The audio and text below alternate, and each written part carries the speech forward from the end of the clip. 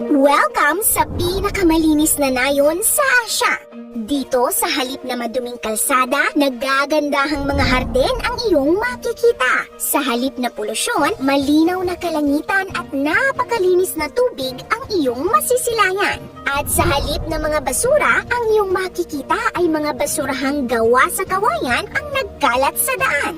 Ang lugar na ito ay dinarayo ng mga turista hindi dahil sa magandang tanawin, kundi dahil sa kanilang kalinisan. At alam mo ba kung saan ito matatagpuan? Hindi sa Singapore at mas lalong hindi sa Japan. Ito ay makikita sa India. Alam naman natin na kilala ang India sa kakulangan ng sanitasyon. May mga lugar na grabe ang polusyon sa hangin at tubig. Pero ang nayong ito ay ginawa pa ng Prime Minister nila bilang modelo sa misyon nitong Clean India Mission. Dinaig pa nito sa kalinisan ang mga nayon ng Japan. Ano nga ba ang ginagawa ng mga residente sa nayong ito?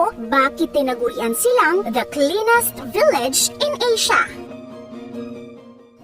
Ang India ay isa sa mga pinaka-polluted na bansa sa buong mundo. Kaya naman nagulat at namangha ang buong mundo na sa India pala matatagpuan ang pinakamalinis na nayon sa Asya. Walang iba kundi ang maliit na nayon ng Maulinong. Taong 2003 nung ideklara ng Discover India magazine ang Maulinong bilang cleanest village in Asia at taong 2005 naman bilang cleanest village in India. At ang titulong ito ay sertipikado at pinatibay ng UNESCO at mga media tulad ng BBC at National Geographic. Ang Maulinong ay matatagpuan sa state ng Meghalaya malapit sa border ng Bangladesh. Dito din makikita ang isa sa mga living root bridge ng India na tinaguri ang UNESCO World Heritage Site.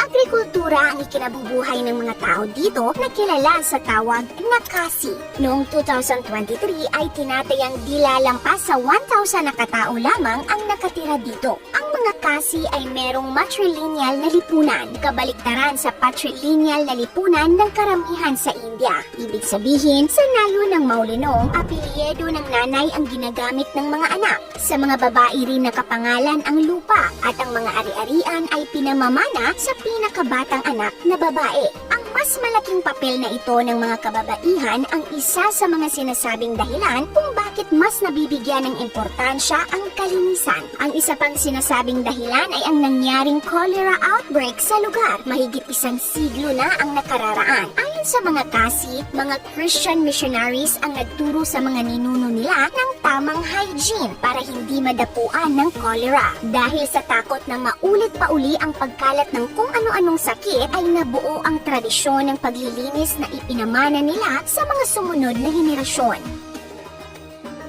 Ang Maulinong ay tinatawag ding God's own garden dahil bawat bahay dito ay may sariling mga hardin. Naging ritual na sa mga residente ang paglilinis araw-araw. Sa murang edad pa lang ay tinuturuan na nila ang kanilang mga kabataan na maglinis. Kaya naman araw-araw bago pumasok sa eskwela ay naglilinis muna sila. Bata, matanda, sama-sama silang naglilinis hanggang Sabado para mapanatili ang kalinisan at ganda ng Maulinong. Mahigpit na pinagbabawal dito ang plastic bags at paninigarilyo. Bawat sulok ng nayon ay merong basurahan na gawa sa kawayan.